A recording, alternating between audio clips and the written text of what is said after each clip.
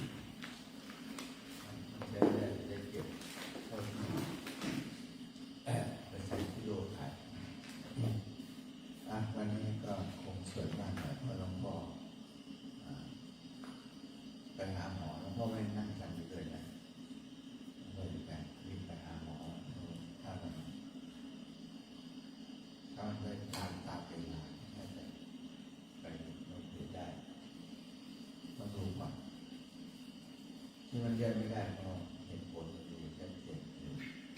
หมอประจำคือคนนี้คนที่เกิดวันพุธหมอคนนี้ไม่ได้เข้าทำบุญต้องไปพบหมอที่เขาดูแลเราอันนี้เราก็ไปเจอหมอตานะนะโมตัสสะภะคะวะโตอะระหะโตสัมมาสั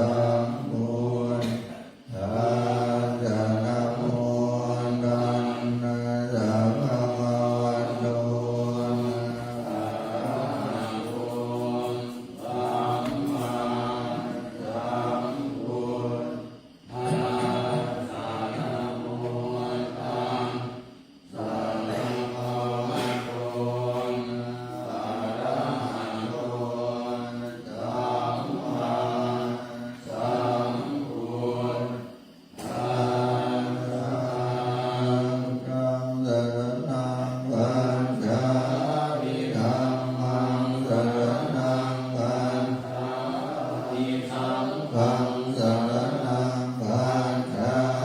มิทุติยัมปิพุทธังสารนังกัจฉามิทุติยัมปิธัมมังสารนังกัจฉามิทุติยัมปิสังฆังสารนังกัจฉามิตติยัมปิพุทธังสารนังกัจฉามิตติยัมปิธัมมังสารนังกัจฉามิตติยัมปิสังฆังสารนังกัจฉามิสัมพุทเทหันตวิสัญจกวาทสัญจสหัสเกกันจะสัตสหัสสานินามามิสิยาสาอหังเทสังกัมมันจะสังกัมจะอาตะเวนะมาริหังนัมตาลังภาเวนังดาวันสัมเพอุปันภเวอเนกันตรายาปิวินาสันตุเสสะโกสัมพุทเทนังจะปัญญาสัญจจตุวิปติสหัสเกทาสัตตสหัสสานินามามิสิยาสาอหังเตสังธัมมันจะสังคัญจะอาตะเทระนามามิหังนัมปาลังทุภาเวนันตวาสัมเพอุปันตะเวหันเนกาหันตรายาปิวินังสันตุเสสะโกสัมพุทเทนะอุตตรสเตหันตยันตามิสัสสหัสสเกมิสัตติสัตตสหัสสานินามามิสิยาสาหังเทสังกัมมันจะสังกัมจะอาตะเวนะนามามิหังนัมตาลังทุภาเวนะหันตวาสัมเพอุปัฏฐเวอเนกาหันตรายามิวินาสันตุเส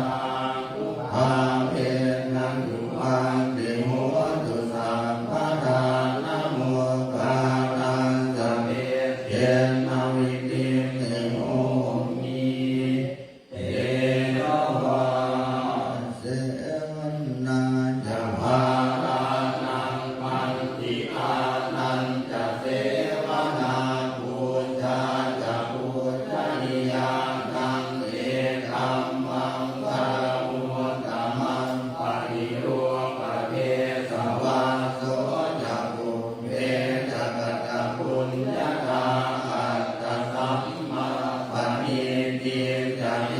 ธรรมังปรมุตตมังอาหุตังจันจะสิปัญจะวินโยจะสุสิมปิโกสุภาสิตาจะยามาจาเยธรรมังปรมุตตมังมาตาปิตุปันธานังตุนตถานังสัทธังโมอนาปุรายกัมมันตาเยธรรมังปรมุตตมังภาคันจะธรรมจริยาจะยานภานันจะสัมภโมอนาวันทานิคัมมานิเอธรรมังปรมุตตมังอิวิรัติภาคามาจะมานาจะสัมยโมหะมหาตัวธรรมเมสุเอธรรมังปรมุตตมังตัวจะนิวันตัวจะสัมตัวทิจะกตังยุตาภาเตนะธรรมัสสวนังเตธรรมังปรมุตตมังอันติจะโสวัจจะสัทธาสัมมานันจะทัสสนังภาเตนะธรรมังขันธาเยธรรมังปรมุตตมังโพ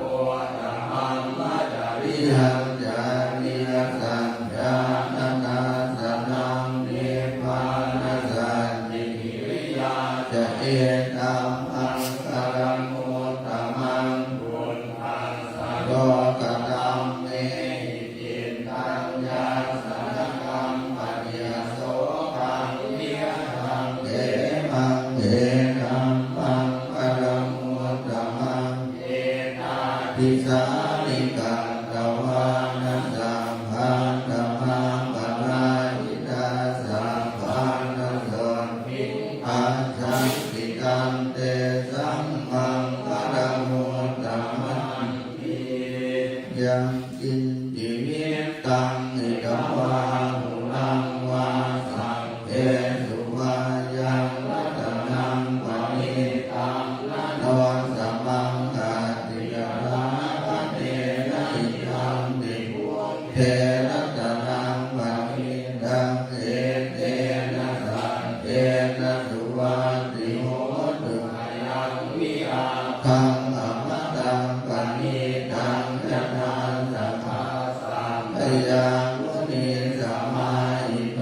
นะเทนะธรรมเนนะสัมมาติเยติธัมมิธัมเม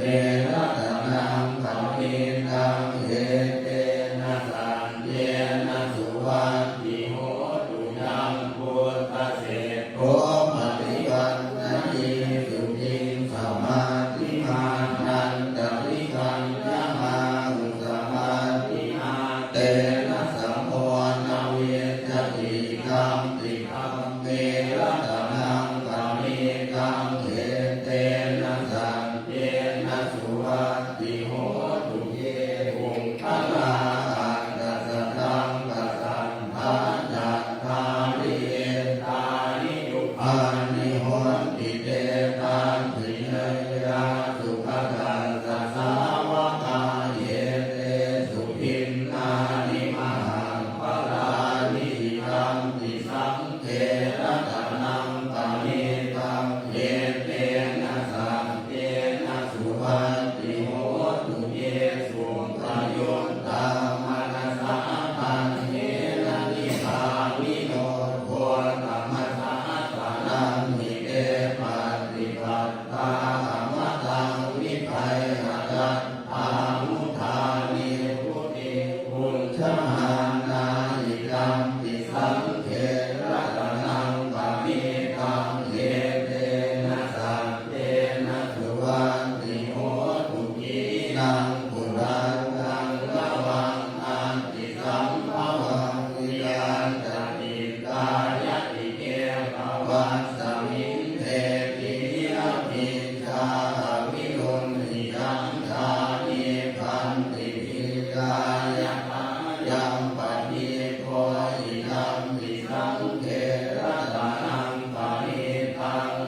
เตนะสัจเจนะสุวังติโหตุปัตตานียังอังคพุทธะเรนะยันตังสันตังปะตังอภิสาเม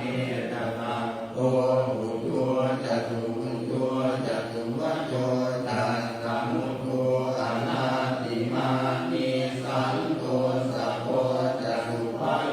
จะอาภาปินโยจะสังฆมุปะโหติสันตินะริโยจะนิปะโพจะอาภาปังโพตุเรสุอานันุกินโตนะตะปุนทังสมาจาเรตินจิเยนะปิญโยปะเรภุภาวะเทยยุงสุขิโนวะเทติโนโหตุสัพเพสัตตาภวันตุสุขิตัสสาเยเกติปานะภูตัสติระสังวะทาวะลาวะอานาวะเสสาติภาวะเยมหันตาวะมันติมารังสัพพะอนุภาภูราติภาวะเยจะติทาเยจะภูเรวะสังเปียวิภูเรภูตาวะสัมภเวสีวันสัพเพสัตตาภวันตุสุขิตัสสานะปะโลปะลังนิภูเท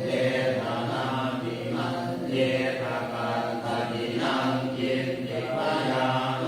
สนะปะริหสัญญานัญญมัญญาสะทุกะนิเสยมันตายะอาริยปุตตังอายุสาเยกะปุตตะมัลลาเทวังปิสัพพะภูเตสุมาณสัมภาวะเยอปริมาณังเนตังจะสัพพะโลตัสสมิงมาณสัมภาวะเยอปริมาณังอุนทังอโตจะติริยันจะอสัมภาตังอเวรังอัตตมันตังเพียงธรรมจะกังนิสิโนวาสัญญาโนวายาวัตตาสมิงดามิโตเอตังสติกติกริยปัมมะเนตังวิหารังอิขมาหุติติกาโนปะภัมมสีอวันทันสเมนะสัมปันโนภาเมสุวินัยยะเกตังนะหิชาตุภาปัสสยัง ปุณะเยติตุปังเขหิเมเมตังเมตังเอราปะเทหิเมสัพพยาปุเตหิเมเมตังเมตังปันหังโรธัมมะเจหิตาปาระเยหิเมเมตังเมตังปิปาระเยหิเมจตุปะเทหิเมเมตัง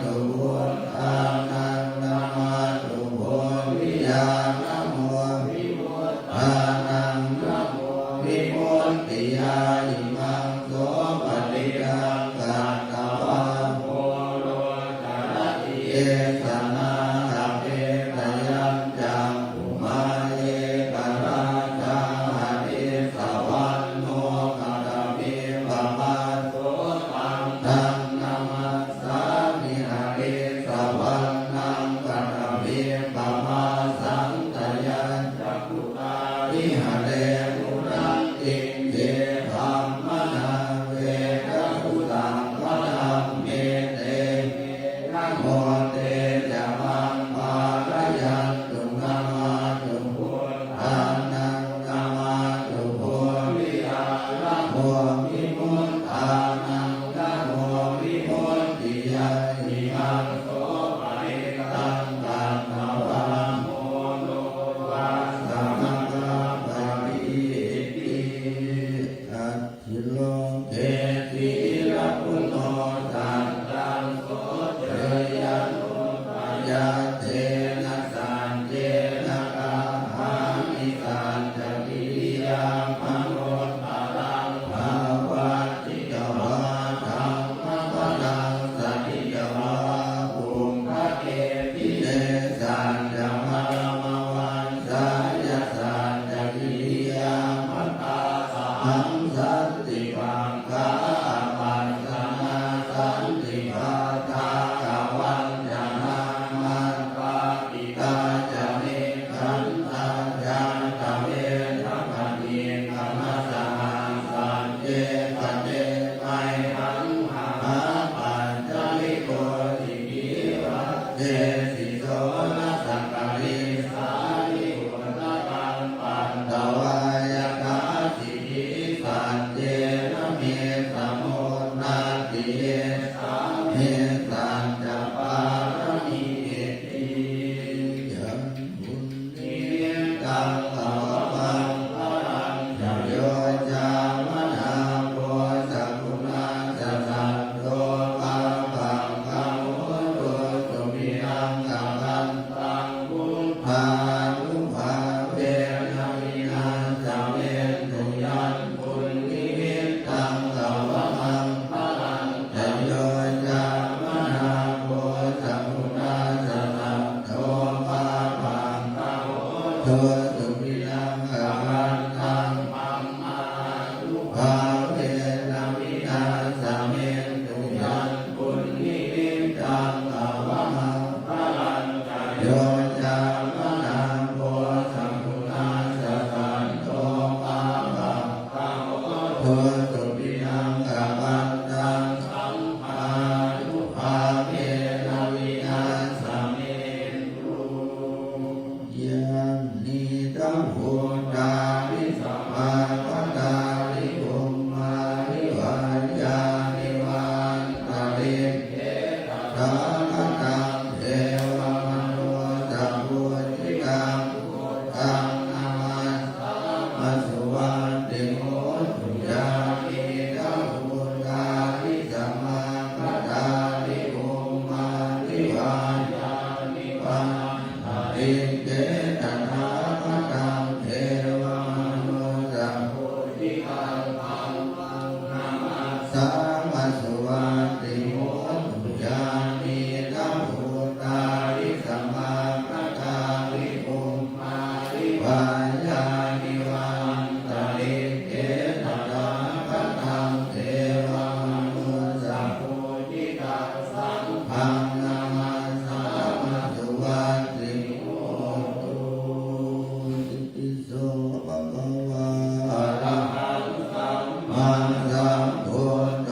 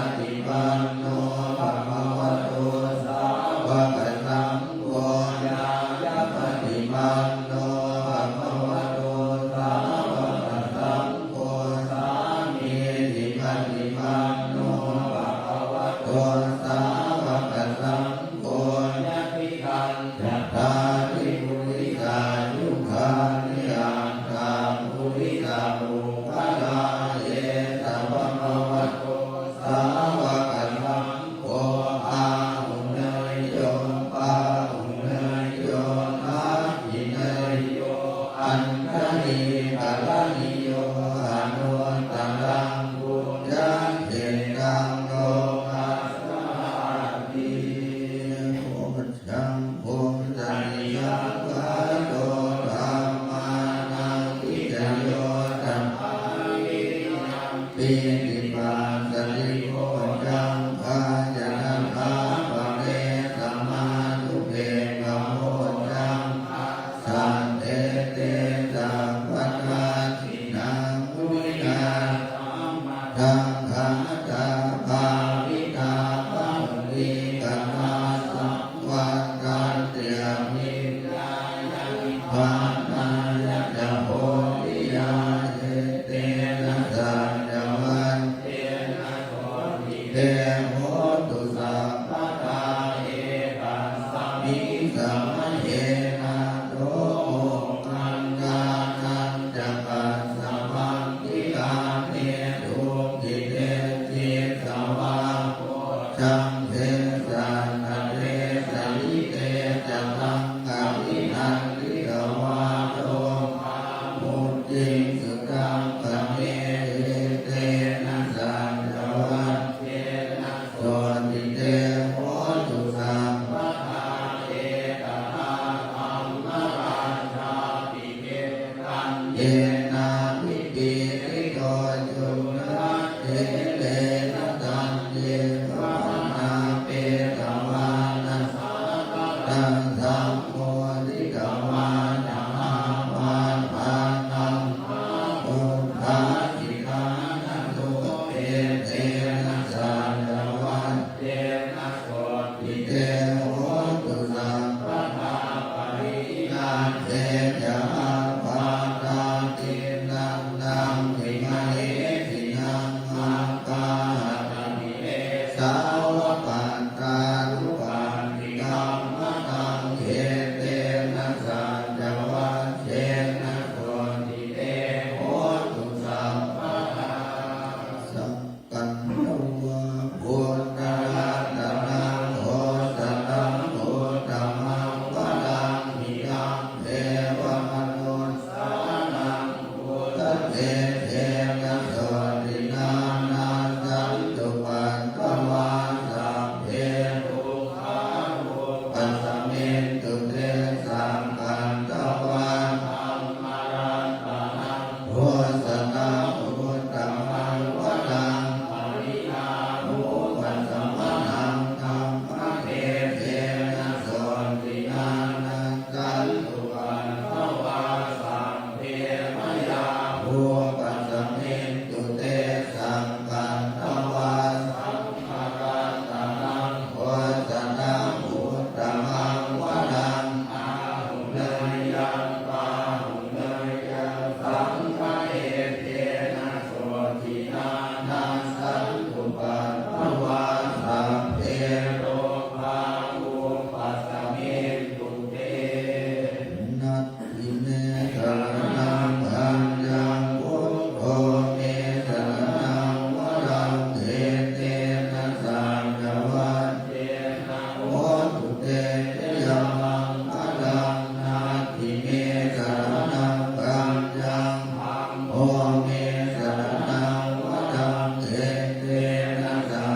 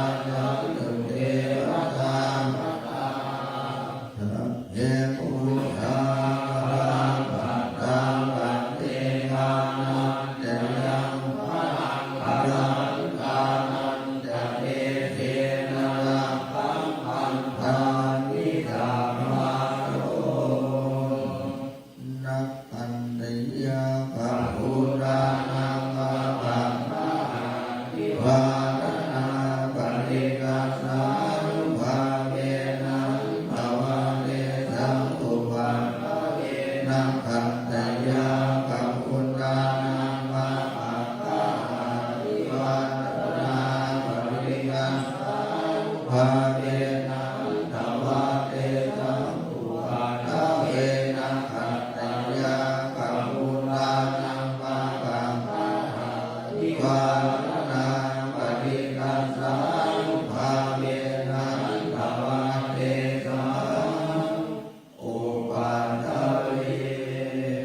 ยะถาปฏิยังภวัตตมานังทาตุวัตตะเมหังยานิทังจีวรังตาตุวะปุญญโกจักขุพะโลทาตุมัตตะโพมิสัตโตลิขิโหตุโยอาภานิปานาอิมานินิวัตานิอันติปุญญานิยานิอิมังโกติกายังปัตตวาติวิยานิปุญญานิยานิกายันติยะถาปัญญยังภวัตตมานังนาตุมัตตะเมตังยานิทังนิทัพพะโตอะทุปะปุญญโตจักขุพะโลทาตุมัตตะโพนิสัตโตนิธิโวตุโย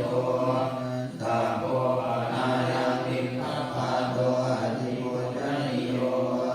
อิมังปุติกายังปัตตวาติวิยานิปุญญนิยานาติยะถาปัจจยังภวัตตมานังกาตุมัตตะเมตังยานิทังเสนาสตังตา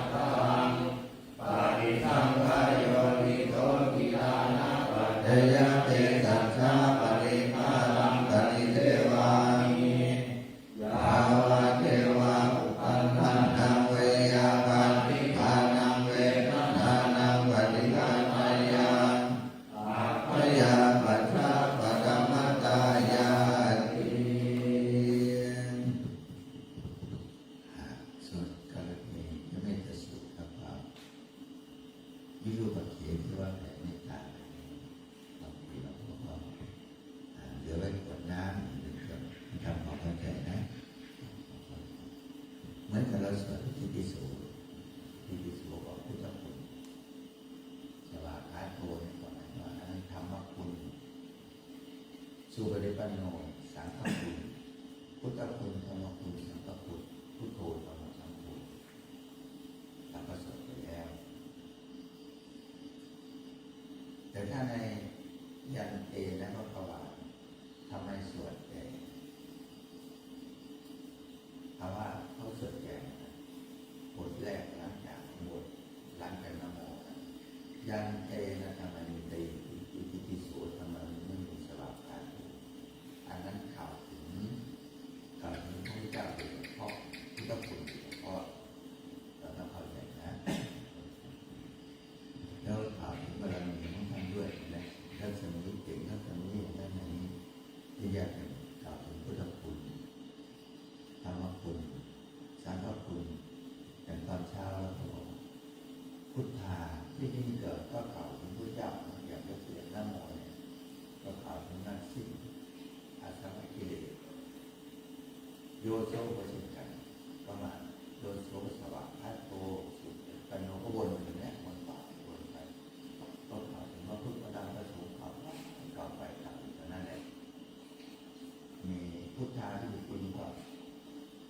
พุทธคุณเนี่ยทำมาที่จริงก็ทำมาคุณแล้วสังฆาที่จริงก็สังฆคุณแล้วแต่สิ่งที่เตือนใจเราเป็นธรรมะที่สุดก็สังเวชะพุทโธสุโธก็ยังกล่าวถึงว่าพุทธประจำประสงค์อยู่ที่สุดของมันรัตนัตยัตนี่คือรัตนัตยัตดังพุทธคุณธรรมคุณสังฆคุณแต่ชี้แจงว่าท่านมีอะไรบ้างที่สุดของมันก็สังเวชะส่วนตอนเช้าสังเวชะที่ท่านสถาปัตถุก็ยังกล่าวถึงแล้วก็นอกนั้นก็เตือนเราไม่ได้ดับปัญหาก็เป็นทุกข์นะเวทนาทุกข์สัญญาทุกข์ที่สุดของมันกล่าวถึงว่ารูปกับทุกข์เวทนากับทุกข์สัญญากับทุกข์ที่สุดของมันไม่ใช่ตัวมันเองก็ขับบอกเราตอนนี้ความจริงถ้าเราศึกษาจริงก็ไม่ต้องไปศึกษามากก็ได้แต่เราก็อยากให้รู้เท่าทันกิเลสว่าการที่จะทำอะไรที่เราเข้ามามันพลาดนั่นแหละมันพลาดในจริงๆในชีวิตเนี่ยถ้าไม่พลาดเราคงตั้งหลักฐานได้เลยง่ายๆก็เกิดขึ้นมาหาอยู่หากินแต่ลองหานอกรูนอกรอยนอกพิษนอกรอยนอกสิ่งนอกธรรมมันก็เลยไม่มีอะไรทำจุดเราบุญกุศลก็ไม่ทำจุดเราเทวดาก็ไม่เข้าข้างเราเพราะเราเข้าข้างทุกวันนี้ไม่เช่นกันที่สมมติว่าง่ายๆเลยที่เขาเข้ามาบวชจีวรกันคนคิดชั่วไม่ได้นะครับแต่ว่าการตรงนี้ท่านนั้นทำไมเขาไปอ้างดาวเป็นกี่ดาวก็ดีเลยก็ดีถ้าไปทำชั่วมีกี่ดาวจะดีไหมนะมันไม่ดีแต่คนไม่มีดาว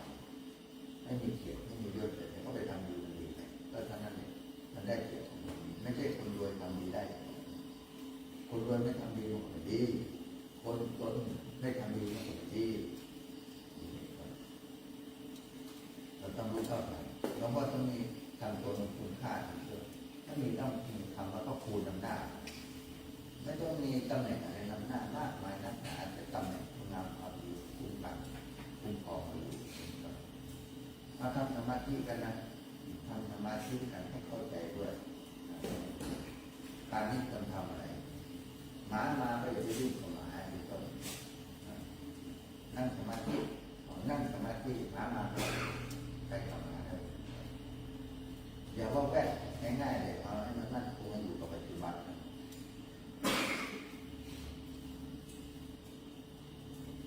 ใครจะตายใครจะโหใครจะหนีคุยกันแล้วเราไม่จำเพราะมันทำจิตให้เราสงบแล้วทีนี้จิตมันจะมีพลังถ้าจิตมันกระจายมันไม่มีพลังเราลองดูถ้า ถ้าเราไม่ก้านทูบก็ดีกิ่งไม้อะไรก็ดีตะเกียบก็ดีทำให้ถึงมันเป็นคู่ถ้าตะเกียบจะปัญหาอะไรนะถ้ามากๆหน่อยมันมีพลังไงจิตมันมีพลังท่านเป็นเอาจิตไปตรงไหนก็มีพลังนะเข้าใจถ้าพูดถึงเราฝึกจิตเป็นจิตมีพลังมากนะต้องเข้าใจถ้าจิตกระจายจิตมีการจิตมันเน่าจิตมันเกี่ยวหลอกเกี่ยวหลอนตัวเองอันนี้มันมีหลักแล้วฝึกจิตได้ชีวิตอยู่เป็นสุขฆ่าความปวดได้อยู่เป็นสุขฆ่าความวุ่นวายได้กำจัดความวุ่นวายได้สงบระงับจะได้อยู่เป็นสุข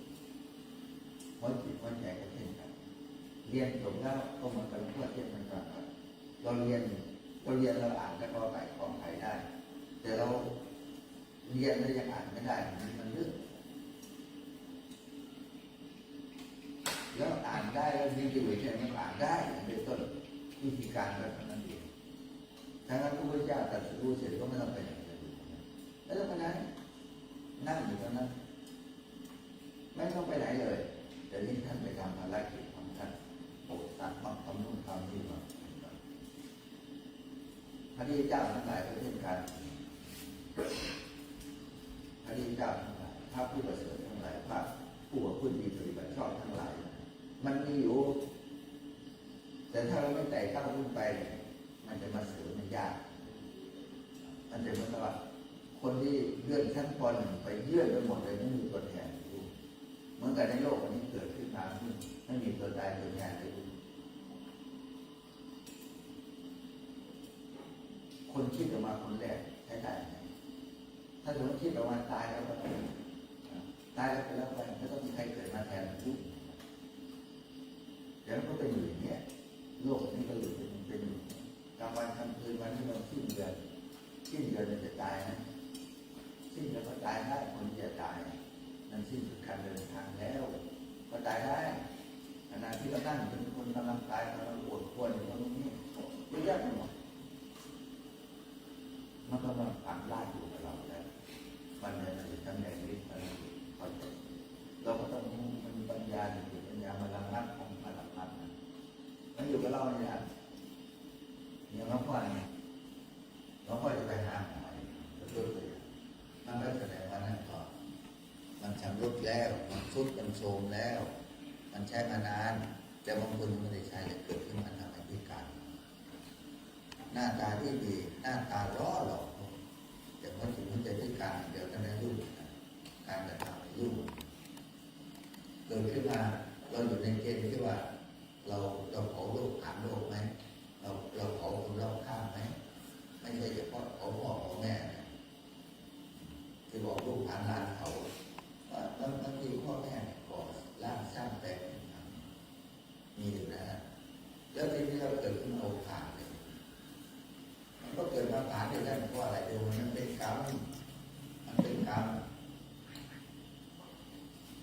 ะไร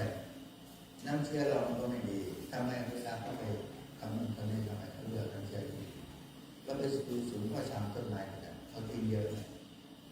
ต้นมันแค่แกนก็ทิ้งอย่างเยอะแยะเราเอาพันธุ์อะไรมาขายในตลาดที่มันไม่นั่นเข้าไปทำลายเยอะมันก็เยอะเราไม่เห็นไงเราคัดสิ่งที่ดีมาปลูกมาอ้างแล้วเราก็หลงแสงสีเราก็หลงแสงสีถ้าพูดถึงตามหลักเราเสริมคุณงามความดีเสริมใจบุญกุศลจะเสริมที่ใจถ้าไปเสริมข้างนอกเฉยๆบางคนก็เหนื่อยหมดเป็นหมื่นเป็นล้านไปดึงตรงนั้นไปดึงตรงนี้โอ้โหไปดึงนั่นนะชีวิตของเราเนี่ยผ่านไปแค่อึดใจเดียวก็ถอยกลับไปไม่ได้ไปข้างหน้าเพราะการเวลาคืนชีวิตสรรพสัตว์จะนั่งนอนทำอะไรจะกินอยู่คุยอยู่พูดอยู่จะทำอะไรอยู่ก็ช่างมันเกินชีวิตสรรพสัตว์ตรงนั้นนะถ้าพูดถึงแก่แล้วแก่ไม่ได้เลยท้องแม่ประมาณ9 เดือนเป็นประมาณเราถอยกลับไปเป็นเด็ก9 เดือนไปเลยก็ไม่ได้แล้วมาศึกษาให้รู้จักการรัฐเทศะเท่านั้นเองถ้าฟังธรรมะไม่เข้าใจแล้วอย่างที่หลวงพ่อบอกต้องเตือนแล้วอย่างเงี้ยฟังธรรมะขุดลุกขุดตั้งขุดลุก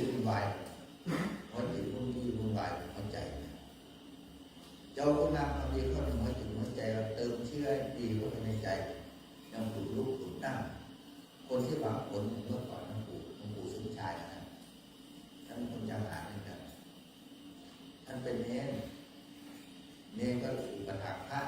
ต้มน้ำต้มเป็นกาน้ำร้อนเข้าใจไหม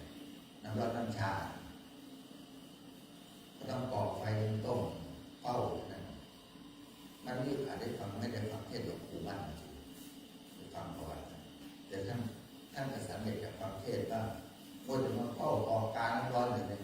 ทีนี้ต้องไปเจ้าเมืองไปฟังเทศน์หลวงปู่มั่นคนอื่นมีโอกาสได้ฟังเล่าเข้าได้หม้อเอาถึงไปฟังทิ้งกาน้ำมันจะยังยุบเลยพ่อแม่ครูอาจารย์มาเห็นไหมว่าครูอาจารย์บอกว่าเด็กน้อยเด็กน้อยใช่ทำอะไรก่อนทำอะไรอยู่ผมฟังเทศน์หลวงปู่มั่น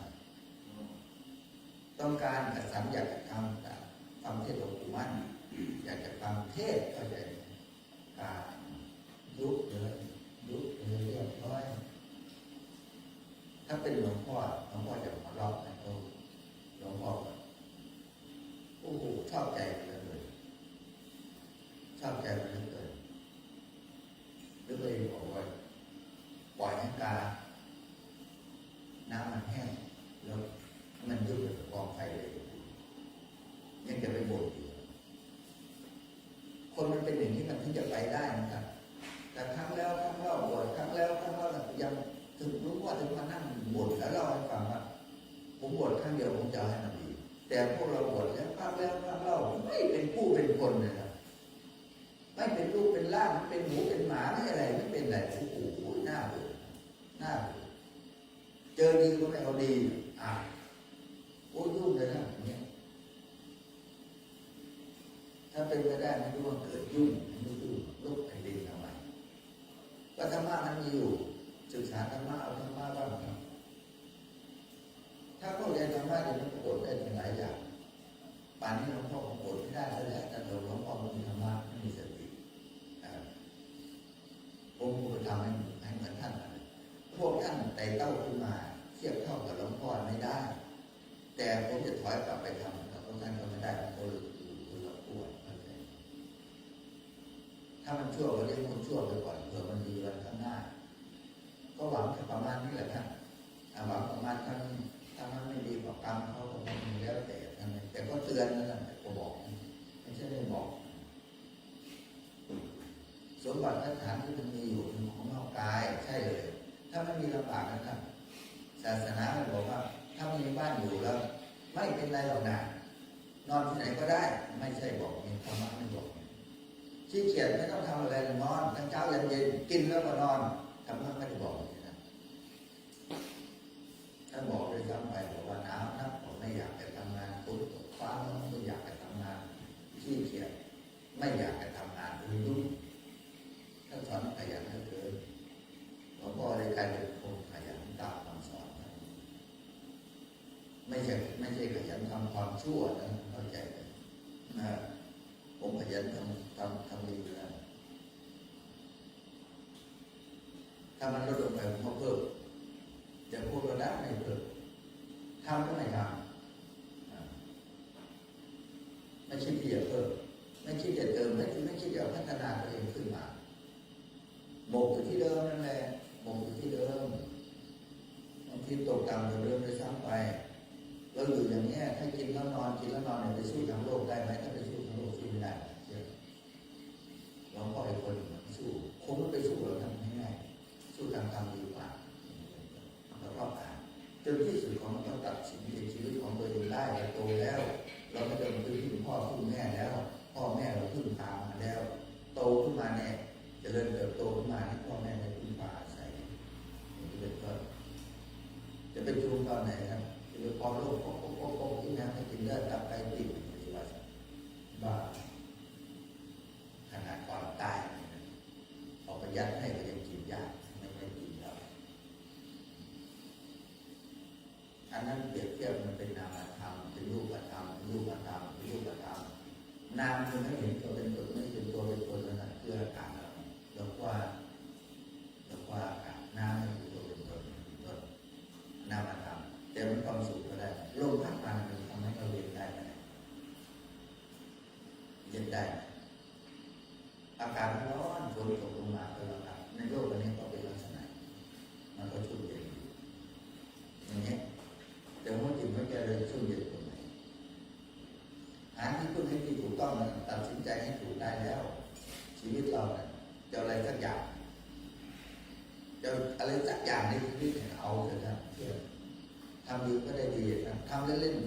ๆของเล่นยังไม่ได้นะก็ใหญ่ทำเล่นๆอย่าไปทำเล่นอย่าไปคิดเล่นๆนะผมไม่เห็นพัฒนาเลยบางคนนะถ้าสมมติผมบ่นเมื่อวานเนี่ยผมฉลาดกว่าแล้วผมเก่งกว่าผมดีกว่านะเป็นหน้ากว่าดีกว่าเยอะนะมาทีหลังผมมาทีหลังผมยังโง่อยู่โง่แล้วมันฉลาดไม่ใช่ว่าเขาบอกมาทีหลังฉลาดกว่าคนมาก่อนไม่ได้ไม่มีหรอกคนเกิดก่อนเขาฉลาดอยู่ก่อนเขาเรามาทีหลังเขาเก็บไปหมดแล้วความฉลาดโง่ตายไม่ใช่ยังจะฉลาดได้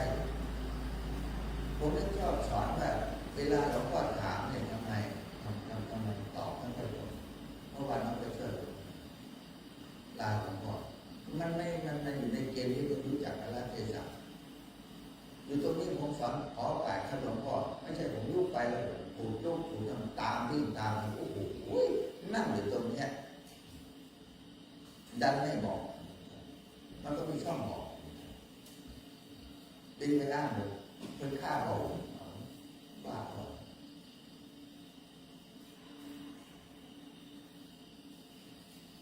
ผมจะถามแล้วกลับไปคิดได้ก่อนไหมโอ้ต่อ2 รอบ 3 รอบเลยไม่ตรงเลยไม่ตรงโอ้น่าเบื่อ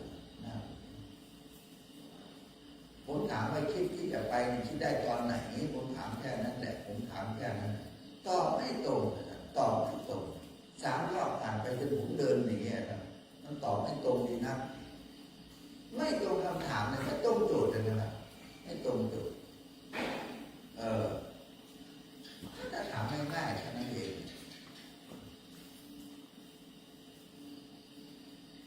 เมื่อวานผมก็เห็นเองที่พวกนั้นมาเขาเอาไปตรวจแล้วเรื่องที่เขาอะไรนะแล้วว่าทำไมทำงานทำไมไม่ได้ข้างๆก็ไปผมทำงานในข้างๆก็ไม่ได้ที่เหลือไว้เอาเป็นพวกท่านสวดนะบางอย่างเหลือท่านสวดแต่อีกอย่างเดี๋ยวจะสวดที่เหลือไว้บางอย่างไปเก็บไปสวดนะรัตนัตยาโลภะเย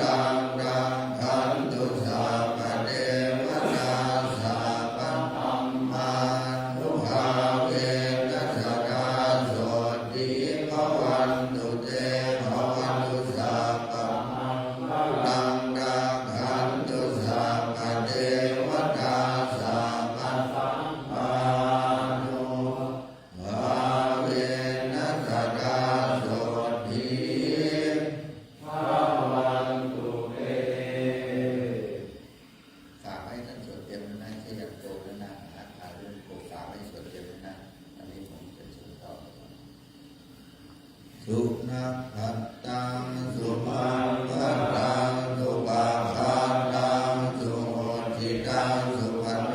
สุโหโดยจตุยิธรรมจาริสุขัตตังทินังกายกรรมังวาจากรรมังปัฏฐา